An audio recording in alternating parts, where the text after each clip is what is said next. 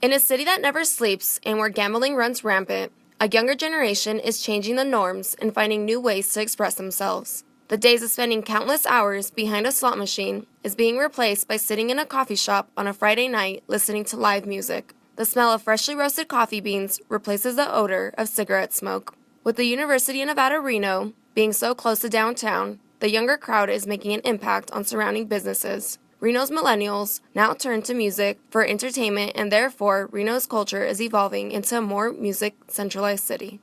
Well, Reno is such a music city. It's full of musicians and a bunch of songwriters. It's definitely a songwriter city.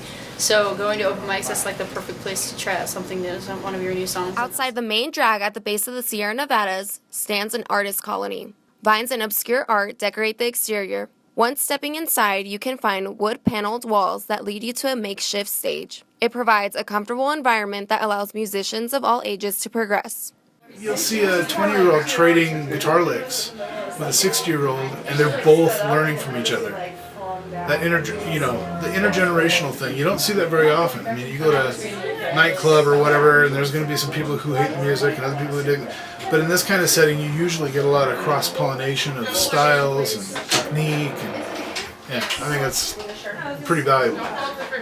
Within the heart of downtown, the Jungle creates a similar environment for artists and musicians. Besides focusing on the music and poetry, they think of their audience and their desires. While music floats around the room, the audience indulges themselves with homemade delicacies. I'd say open mic benefits us a lot as far as sales because it brings in a lot of traffic. A lot of new up-and-coming artists bring their friends, their family out to come out, and they get to experience our place, our environment, our product, food, drinks, everything. And beyond that, if you're walking by, you see a bunch of people in a coffee shop and you get curious. And then of course you want to look at the menu, see what we have, maybe have a drink if you decide to stay for a little bit longer.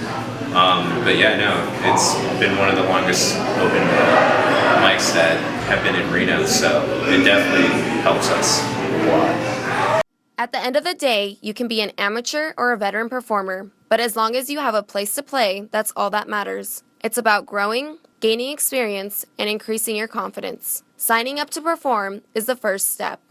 But I think honestly, it's like the most beneficial thing because you get practice, you get to get out there, and these people don't judge you, so it's like perfect place to try out something new and just kind of get feedback on it, and just performing skills and growing. Like when I was like 13, like dude, I thought I was good, but I probably was like horrible. But people see that growth and enjoy that. See what I mean? It serves that purpose. That's their place to play. They're not ever going to play Carnegie Hall. But if they can kill it on open mic night, that's a good night. So yeah. Yeah, it's definitely, like you said, it's a confidence. It can be. I've seen people who are they're never not going to be frightened to death. They keep doing it. It's addicting.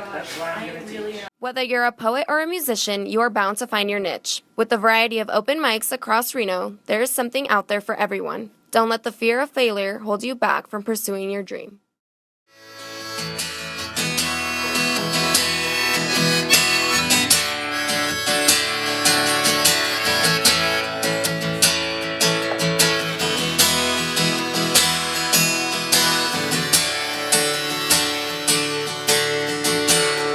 I'm just sitting here watching the